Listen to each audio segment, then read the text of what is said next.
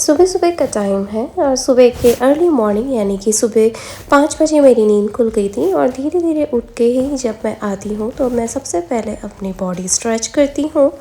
अपने आप को इस तरीके से फॉर्म में लेकर आती हूँ कि भाई चलो अब तो मशीनी लाइफ स्टार्ट हो जाएगी, क्योंकि सुबह से ही आपकी बॉडी एकदम मशीन की तरह काम करनी शुरू कर देती है। धीरे धीरे धीरे धीरे फॉर्म में आने में टाइम लगता है। I am a morning person. मुझे बहुत अच्छा लगता है सुबह सुबह उठना, उठ के अपनी बॉडी स्ट्रेच करना, थोड़ा अपने लिए मी टाइम निकालना, गर्म पानी पीना, थोड़ी सी एक्सरसाइज करना जैसे जंपिंग वगैरह करना और थोड़ा सा काम माइंड से अपना योगा करना मुझे बहुत अच्छा लगता है। तो जब सुबह सुबह होती है तो घर में सब सो रहे होते हैं, काफ़ी क्वाइट माहौल होता है। कहते हैं कि जब यूनिवर्स में जो बिल्कुल पॉजिटिव वाइब्स जो घूम रही हैं वो सुबह सुबह के टाइम ही घूमती हैं, क्योंकि वो जनरेट होनी शुरू हो जाती हैं, रात भर में वो चार्ज अप होती हैं। तो ठीक वैसे ही मैं भी यहाँ पे उठी हूँ अपने डेली रूटीन स्टार्ट करने के लिए, और बस यहाँ पे अभी सुबह का टाइम है, थोड़ा सा अपने लिए टाइम निकालूंगी और अपने जो प्यारे प्यारे से लव बर्ड्स हैं यानी कि पेट्स हैं उन्हें उठाऊंगी, उन्हें भी गुड मॉर्निंग कहूँगी। और उठते ही मुझे घर की ब्लिंड्स खोल देना बहुत अच्छा लगता है। ब्लिंड्स खोल देती हूँ, जो सनलाइट आती है दिन भर की और सुबह की जो सबसे पहली किरण आती है और उजाला आता है घर के अंदर, तो मुझे एक पॉजिटिविटी लगती है अपने घर में, क्योंकि रात भर तो वैसे ही ब्लिंड्स बंद होती हैं और मुझे बंद खिड़कियाँ, बंद पर्दे, ये सब मुझे बिल्कुल पसंद नहीं है। जैसे कि आप लोग देख सकते हैं बाहर बहुत अंधेरा हो रहा है। बस यहाँ पे पेट्स को उठाया है, साथ में मेरे घर में मैंने फाउंटेन भी लगा रखा है, वाटर फाउंटेन, वो मुझे बहुत अच्छा लगता है और वाटर फाउंटेन भी चालू कर दूंगी, उसकी आवाज़ मुझे बहुत अच्छी लगती है। सच में आप देख सकते हैं वाटर फाउंटेन वगैरह को कहाँ रखना होता है, कैसे रखना होता है, कैसे टेक केयर किया जाता है। अगर आप लोग चाहते हैं कि मेरे वाले वाटर फाउंटेन की अगर आपको लिंक चाहिए हो तो मुझे ज़रूर से बताइएगा, मैं उसका लिंक भी आप लोगों को प्रोवाइड कर दूँगी। मैंने ये अमेज़ॉन से लिया है, अलग अलग वैरायटी के आते हैं पर मुझे ये बहुत अच्छा लगा। इसका जो लुक्स है वो बिल्कुल इंडियन स्टाइल का है, जैसे कि हैंडपम्प वाला, तो ये मुझे बहुत अच्छा लगता है। हालांकि ये हैंडपम्प तो शो के लिए बना हुआ है, लेकिन इसका लुक बहुत ही क्यूट लगता है, इसीलिए मैंने ये लिया था। बस यहाँ पे फाउंटेन चालू कर दूँगी और दोनों बच्चों को स्कूल के लिए उठाऊँगी। दोनों बच्चों के साथ आज हम लोगों ने वादा करा है कि आज शाम को उनको फ़न फेयर में लेके जाएंगे। तो बस यहाँ पे फ़िलहाल आदि को उठा रही हूँ, प्रीशा को उठा रही हूँ और दोनों को उठा के बाथरूम में लेके जाऊँगी ताकि दोनों को तैयार कर सकूँ।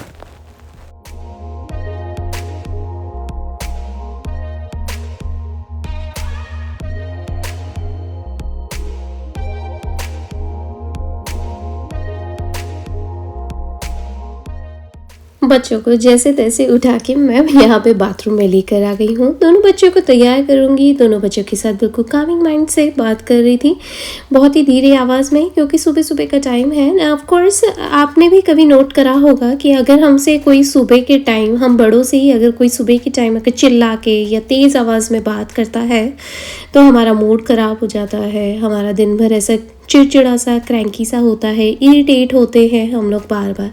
इसीलिए सुबह जैसे शुरुआत होगी वैसा ही दिन निकलेगा। तो यहाँ पे बच्चों के साथ बिल्कुल शांति से धीरे धीरे बात कर रही थी और उन्हें समझा रही थी, okay do your brush, wash your face, और what you gonna do in the school, what you want to wear blue shirt, you want to wear pink dress। इस तरीके से बच्चों के साथ बात करती जा रही थी और बच्चों को समझाती जा रही थी कि आज स्कूल में मम्मा जब लंच देगी तो वो खा लेना। इस तरीके से बच्चों के साथ ये छोटी छोटी सी बातें, छोटे छोटे से टॉक करना मुझे बहुत अच्छा लगता है। बच्चों के साथ एक पॉजिटिविटी बनी रहती है। और मैं आपको बता दूं, एज ए पेरेंट आपका ये फ़र्ज़ बनता है कि बच्चों के साथ आप कनेक्शन बना के रखो। तो बच्चों के लिए ये छोटी छोटी सी बातें बहुत बड़ी होती हैं, लेकिन आपके लिए छोटी होती होंगी भले ही, लेकिन हम बड़ों के लिए हमें पता नहीं पड़ता है कि हम अगर ज़्यादा तेज़ या कुछ ऊंची आवाज़ में या कुछ नेगेटिव बोल देंगे तो बच्चों की लाइफ में या बच्चों के दिन पे बहुत इम्पैक्ट करता है। इसीलिए धीरे धीरे बात करें, धीरे धीरे आगे बढ़ें। बस यहाँ पे बच्चों को अच्छे से तैयार कर दूँगी, ड्रेसन अप कर देंगे और किचन में जाके उनका लंच वगैरह सब तैयार कर दूँगी। साथ में बच्चे जब रेडी हो जाएंगे उसके बाद बच्चों को लेके जाऊँगी स्कूल के लिए और स्कूल में ड्रॉप कर दूँगी। और जब बच्चों को स्कूल के लिए लेके जाती हूँ ना, तब भी मैं बिल्कुल यही बातें करती हुई जाती हूँ कि आज का दिन कितना अच्छा है, what's the weather today, how you feel and look at this, it's so crowd, oh my god, are we getting late. इस तरह की प्यारी-प्यारी सी बातें करना मुझे बहुत अच्छा लगता है। बस यहाँ पे दोनों बच्चों को स्कूल में छोड़ा है और आज फटाफट से सारे काम कर रही हूँ क्योंकि मुझे दोपहर तक बिल्कुल गेट रेडी होना है। मैं नहीं चाहती हूँ कोई भी चीज़ पेंडिंग रहे। तो यहाँ पे घर पे आने के बाद मैंने अपना लिविंग रूम साफ़ कर दिया है, बच्चों के बेडरूम को अच्छे से साफ़ कर दिया है, एक बार का वैक्यूम चला दिया है और अपने बेडरूम को भी साफ़ कर दिया है। साथ में मैं जब सुबह फ्रेशन अप हो जाती हूँ, उसके बाद मैं पूजा पाठ कर लेती हूँ। और मैं आप लोगों को बता दूँ कि घर के काम कभी ख़त्म नहीं होते, it just never ending works होते हैं। और घर की लॉन्ड्री कभी ख़त्म नहीं होती, घर के जो सिंक के बर्तन हैं वो कभी ख़त्म नहीं होते हैं, सच में। और घर में आप इतने ज़्यादा बिजी रहते हो, मैं आपको बता दूं, बहुत सारे लोग ये कहते हैं कि घर में तो कोई काम ही नहीं होता, घर में जो काम होते हैं वो फटाफट से निपट जाते हैं, बाहर के काम ज़्यादा बड़े होते हैं, घर का और बाहर का सब आपस में कंपैरिजन करते हैं। तो मैं आपको बता दूं कि कोई भी चीज़ का कंपैरिजन नहीं होता है लाइफ में। अब देखो ना, अगर आप रात को सोओगे तो आप जो यूटेंसिल्स इधर उधर रख देते हो, सर के पास रख देते हो, वो सुबह उठ के आपको कलेक्ट करना है, फिर उसे धो के रखना है, फिर साथ में सब्जियां आती हैं उसे धो के रखना। ये सारे काम दिखते तो बड़े छोटे छोटे से हैं, 2-2 मिनट के हैं, लेकिन बहुत बड़े होते हैं क्योंकि करना इसके अंदर ह्यूमन लेबर ही लगता है। और ह्यूमन लेबर जो होता है वो घर में रहने वाले यानी जो होम मेकर्स होते हैं उनके लिए। होम मेकर्स यानी कि हु मेक्स होम, यानी कि वाइफ और हस्बैंड, हुएवर जो घर की टेक केयर करते हैं, उन्हें होम मेकर्स कहा जाता है। मुझे आज तक समझ में नहीं आया कि लोग होम मेकर्स को हाउसवाइफ क्यों कहते थे। मैं बचपन से सोचती थी कि हाउसवाइफ का मतलब क्या होता है। हाउसवाइफ यानी कि घर की बीवी, तो घर की बीवी कैसे हो गई, मुझे ये बात समझ में नहीं आया। ये वर्ड या ये टर्म ही मुझे कभी समझ में नहीं आया। जब मैंने होम मेकर सुना तब मुझे ऐसा लगता है कि होम मेकर यानी कि जो घर को बनाता है। होम मेकर यानी कि आप जेंडर वाइज डिवाइड नहीं कर सकते हो, वो मेल भी हो सकते हैं, वो फीमेल्स भी हो सकती हैं, वो घर में रहने वाले बच्चे हो सकते हैं, या घर में रहने वाले जितने भी हाउस मेंबर्स हैं वो सारे के सारे होम मेकर्स हैं जो घर को बनाते हैं, फैमिली को बनाते हैं। ठीक वैसे ही हम सबका एक योगदान लगता है घर को बनाने के लिए। ये आज बहुत बड़ी बात है कि आज हमारे इंडिया में भी होम मेकर्स का एक अलग ही दर्जा होता जा रहा है। बहुत ही अच्छी बात है। खैर, ये सब चीज़ों का डिस्कशन ना करें तो ज़्यादा अच्छा है। पर मैं आपको बता दूं, ये जो मैं फील करती हूँ वो मैं आप लोगों के साथ शेयर कर रही हूँ। किसी की गलत नहीं बोला है, पर तो हाँ, ये एक चीज़ है कि होम मेकर्स का हमेशा रिस्पेक्ट करना चाहिए जो भी घर को टेक केयर करते हैं। Be appreciative and gratitude for all the time कि वो इतना करते हैं और उनकी वजह से आज घर संभले हुए हैं। इसीलिए I would say not just me in the world, whoever do that and everyone do it, so just salute to them.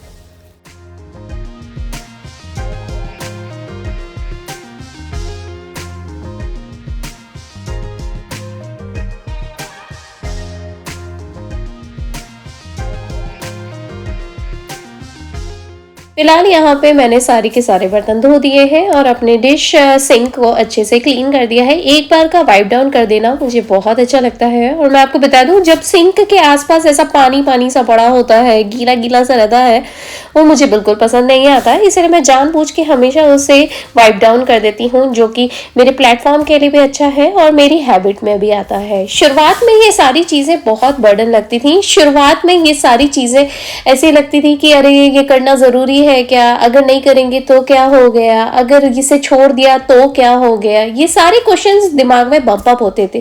पर मैं आपको बता दूं, शुरू से ही ये सारी चीज़ें आपके रूटीन में नहीं आती हैं। आप धीरे धीरे धीरे धीरे करना शुरू करोगे तो वो आपकी हैबिट बनेगी और हैबिट आगे चल के आपका रूटीन बन जाएगी। आपका ऑटोमेटिकली आपके बर्तन हो जाने के बाद ऑटोमेटिकली आपका हाथ वाइप पे जाएगा और वाइप से वाइप डाउन कर दोगे आप। तो इस तरीके से एक रूटीन से बनते जाते हैं। आपको ऐसा लगेगा ये मेरा काम है और ये मेरी एक प्रोसेस है जो मुझे करना ही करना है। यानी इनके लिए ये ऐसी चीज़ें नहीं हो जाती हैं कि कि कोई बर्डन सा फील नहीं होता है। आपको लगता है कि ये तो एक प्रोसेस है, ये मुझे करनी है इसके बाद। खत्म। तो ये चीज़ें आपको ज़्यादा बर्डन नहीं लगेंगी, धीरे धीरे करके वो आपकी आदत बनता जाएगा। और मैं आपको बता दूं, लाइफ में कोई भी चीज़ें आप शुरुआत से नहीं जानते हो, धीरे धीरे आपको सीखना पड़ता है। चाहे सुबह उठना, सुबह उठ के अपने बच्चों का, अपने परिवार का ध्यान रखना, साथ में खाना बनाना, फिर कहीं जाना या पूजा पाठ करना। अभी जैसे मैंने तुलसा जी भी लगाई हुई हैं, तो मेरी तुलसी अच्छे से खिल गई थी कि मौसम अच्छा है। नहीं तो कितनी बार ऐसा होता था कि जब इससे पहले हम जिस स्टेट में रहते थे, वहाँ पे हर साल ही तुलसी सूख जाती थी और मुरझा सी जाती थी। तो इसीलिए तो मैं नहीं चाहती थी कि भाई मेरी तुलसा जी बार बार सूख जाए। वैसे तो सूखती भी यहाँ पे भी है अगर ज़्यादा गर्मी पड़ जाए तो, लेकिन अगर उसके फिर भी टेक केयर हो जाती है बहुत सारे लोगों के घर में। इस बार तो मैं इंडिया चली गई थी, इसीलिए बाकी ऐसा है कि तुलसी जो है वो बड़ी आराम से यहाँ पे उग गई। मैंने डाले थे बीज जो जन्माष्टमी के टाइम पे, वो देखो कितनी बड़ी सी हो गई। उसके बाद बस यहाँ पे पूजा पाठ करी है, थोड़ा सा खाना खाया है और मैं निकल गई हूँ इंडियन स्टोर के लिए। इंडियन स्टोर से मुझे कुछ ज़्यादा सामान तो नहीं लाना है, बिल्कुल बेसिक जो सब्जियाँ होती हैं 2-4 सब्जियाँ लेकर आऊँगी। और साथ में मुझे जो नवरात्रि आ रही है उसके लिए मुझे एक नारियल लेकर आना था। तो बस यहाँ पे थोड़ा थोड़ा सा सामान लेकर आई हूँ। और मैं आपको बता दूं कि तो इस बार की ग्रोसरी मुझे काफ़ी सस्ती लगी, क्योंकि मैं बैंगन, फूल गोभी और साथ में मैं यहाँ पे एक नारियल, कड़ी पत्ता ये और एक मूली, ये सारी बेसिक चीज़ें लेकर आई हूँ। और ये सारा का सारा बिल मेरा बना है $28 का। हालांकि अभी तक मैं जितनी बार भी इंडियन ग्रोसरी लेकर आती थी तो ओ माय गॉड इतना लंबा चौड़ा बिल बन जाता था। एक तो कॉस्को के बिल बहुत बड़े बड़े बनते हैं, दूसरे इंडियन स्टोर के बहुत महंगे पड़ते थे। तो जैसे कि आप लोगों ने बहुत सारे व्लॉगर से देखा ही होगा कि बहुत सारे लोग ये डाल ही रहे थे कि यहाँ पे इंडियन ग्रोसरी बहुत महंगी हो गई है। बट मैं आपको बता दूं ये फैक्ट है, इंडियन ग्रोसरी बहुत महंगी हो गई है यहाँ पे यूएसए में। और वैसे तो मैं इंडिया भी अभी होकर आई हूँ, तो मैंने देखा खर्चे तो वहाँ पे भी बराबर से हो रहे हैं। हर छोटी चीज़ के बड़े खर्चे होते हैं, बस ताज़ी सब्जियों के किस तरीके से भाव चलते हैं वो एक अलग अलग बात होती है। साथ में यहाँ पे धनिया लेकर आई, तो धनिया तो बड़ा सस्ता सा मिल गया मुझे, $1 की 3 गड्डियाँ ले आई, तो धनिया का भी काम हो जाएगा। साथ में एक पुदीना की गड्डी उठा लाई, पुदीना जो है वो 50 सेंट का पड़ा मुझे। हालांकि ये सारी चीज़ें आपका खुद का बैकयार्ड है, आपका खुद का घर हो तो आप पीछे खुद की खेती बाड़ी कर सकते हो। यहाँ पे बहुत सारे लोग करते हैं। मेरे आने वाले ब्लॉग्स में आप लोगों को काफ़ी सारी चीज़ें दिखती रहेंगी। मुझे जो नॉर्मल चीज़ें पसंद है वही सारी मैं आप लोगों के साथ बातें करती रहती हूँ, शेयर करती रहती हूँ। और मेरा जो बिल है वो मेरे हाथ में ही था, जो मैं आपको बता रही हूँ, $28 का मेरा बिल बना इतनी सारी चीज़ों का। तो मुझे ऐसा लगा कि इस बार तो बहुत सस्ता पड़ा। नहीं तो हर बार ऐसा होता था कि मैं 10 चीज़ें लेकर आती थी और कम से कम $50-60 का बिल बन जाता था। तो मुझे यही लगता था कि हे भगवान, ऐसा क्या सोना चांदी मैं खा रही हूँ। इसीलिए तो बस यहाँ पे टाइम हो चला है बच्चों को लाने का। फटाफट से मैंने सारी सब्जियां जमा दी। कुछ सब्जियां मैंने काउंटर टॉप पे रख दी, क्योंकि मुझे धो के उन्हें अच्छे से विनेगर में डाल के मैं उसे क्लीन कर लूँगी। उसके बाद ही मैं उसे धो के, सुखा के, बाकायदा तोड़ के फिर इसके अंदर रखूँगी, क्योंकि मुझे इस तरीके से अपनी सब्जियां तैयार कर लेना बहुत अच्छा लगता है। बच्चों को घर लेकर आई, उसके बाद शाम होते होते बच्चों का स्नैक टाइमिंग करके, हमारे घर के 5 रोल करके, कब टाइम हुआ हम लोग फन फेयर में चले गए। और फन फेयर जो लगा था ये काउंटी फेयर वाला लगा था, यानी कि जहाँ पे हम लोग रहते हैं टेक्सास में, फोर्ट बेंड काउंटी फेयर लगा था, जो घर से शायद आधे घंटे की दूरी पे था। वहाँ पे गए थे हम लोग, बहुत अच्छा था। आप लोग गूगल कर सकते हैं। और अगर कभी बाई चांस आप इस जगह पे ट्रैवल करें तो मुझसे ज़रूर कांटेक्ट करिएगा, मुझे बहुत अच्छा लगेगा आप लोगों के साथ मिलके बात करके। तो चलिए यहाँ पे मैं आपको बता दूं कि जैसे कि हमारे व्लॉग्स और हमारे वीडियोस क्लिप्स देखकर आपको समझ ही आ जाएगा कि हम लोगों ने खूब धमाल मचाया। वहाँ पे इतनी सारी राइड्स थी, आदि अपने राइड में घूम रहा था अपने फ्रेंड्स लोगों के साथ, और प्रिशा मेरे साथ घूम रही थी, क्योंकि वो छोटी है तो बहुत सारी जगह पे हाइट वाइज उसको जाने नहीं दे रहे थे। 48 इंचेस का, कहीं पे 52 इंचेस के ऊपर थे, तो अलग अलग डिवाइड था। तो मैं प्रिशा को लेके अलग अलग झूलों में जा रही थी, और हमारे साथ ही हमारे एक बहुत ही प्यारे क्लोज फ्रेंड्स गए थे। तो उन लोगों ने ही मुझे बताया था कि यहाँ पे बहुत अच्छा फेयर लगा हुआ है, तो हम लोग वहीं पे गए थे। बहुत इंजॉय करा, खूब मज़ा आई, खूब दिल खोल के हम लोगों ने उस रात में मस्ती करी थी। शाम को 6 बजे हम लोगों ने एंट्री ली थी और रात को 2 बजे हम घर आए हैं। इतनी मस्ती मजा करा था हम लोगों ने, खूब चिल्ला चिल्ला के, खूब हंसी ठहाके लगा के, खूब सारी बातें करके, बच्चों के साथ एंजॉय करते करते हम एज अ पेरेंट्स यानी कि मम्मी पापा और बच्चों, उधर भी बच्चों के फ्रेंड्स के मम्मी पापा, सबको ऐसा लग रहा था कि हम भी बच्चे बन गए हैं। उनके साथ बच्चों की तरह ये इंजॉय करो ना तो बड़ा मजा आता है। बहुत अच्छा लगा, खूब इंजॉयमेंट करा। प्रिशा ने भी खूब इंजॉय करा, प्रिशा को भी बहुत अच्छा लग रहा था। सच्ची में ये बहुत ही अच्छे मोमेंट्स होते हैं जब आप कैप्चर करने की कोशिश करते हो। बच्चों के डैडी हालांकि झूलों से तो डरते हैं, लेकिन अपने फ्रेंड के साथ वो जरूर बैठ गए थे, क्योंकि उनके फ्रेंड में बड़ी हिम्मत है, वो आराम से झूलों में बैठ सकते हैं। तो बच्चों के डैडी ने बोला कि मैं भी बैठ जाऊंगा हिम्मत करके। बस जैसे जैसे दोनों बैठ गए, आदि और उसके फ्रेंड साथ में बैठे हुए थे, बच्चों के डैडी और उनके फ्रेंड साथ में बैठे हुए थे। बड़ा मजा आया हम लोगों को देख के। और ये जब मैं क्लिप देख रही हूँ ना, सच्ची में मुझे खुद को ही इतनी हंसी आ रही है ना, मुझे ऐसा लग रहा है इसके रियल वीडियोस के जो रियल साउंड्स हैं वो मैं आप लोगों के साथ कैसे शेयर करूं, क्योंकि वहां पे इतनी तेज आवाज थी कि हमारी हंसने की आवाज भी दब रही है, झूले की आवाज बहुत तेज हो गई है, फिर वहां म्यूजिक एक अलग चल रहा था, लोगों की बातें अलग चल रही थी, तो इतनी सारी चीजें एक साथ चल रही थी। बड़ा अच्छा लगा, बहुत मजा आया। प्रिशा थोड़ी थोड़ी देर में बोलती भी जा रही थी कि आई एम हंग्री, तो हम लोगों ने बीच बीच में चिप्स वगैरह भी खरीदे थे, थोड़े से फ्रेंच फ्राइज खरीद लिए थे। फिर प्रिशा को लेके मैं एक छोटे बच्चों के हेलीकॉप्टर वाले में गई थी, और फिर एक ग्रेविटी पुल वाला एक झूला होता है उसमें बैठी थी। प्रिशा को बहुत अच्छा लग रहा था। जो छोटे बच्चों वाले झूले होते हैं ना वो आपको अलग ही दिख जाएंगे, और जो बड़े बच्चों वाले झूले होते हैं वो अलग ही दिख जाएंगे। सच में बड़ा मजा आया, बहुत इंजॉय करा था हम लोगों ने। सच्ची में ये एक ऐसे मोमेंट्स होते हैं जो आप हमेशा जीना चाहते हो। मैं आपको बता दूं, ये जो मोमेंट्स हैं हमेशा खुल के जियो, ये हमेशा याद आएंगे, आपके साथ चलेंगे।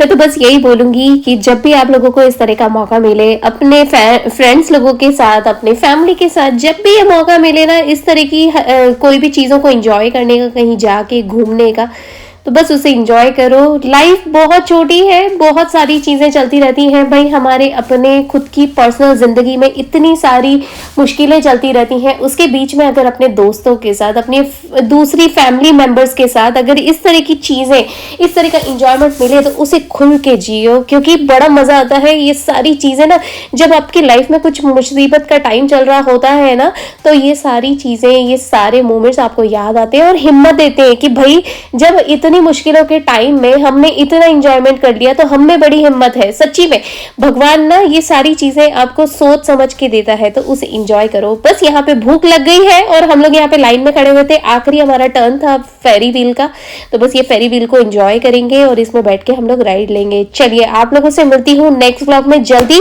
और यहाँ पे बहुत ही प्यारे प्यारे से हम लोगों ने फोटोज भी क्लिक करे थे, आप लोगों के साथ शेयर कर रही हूँ।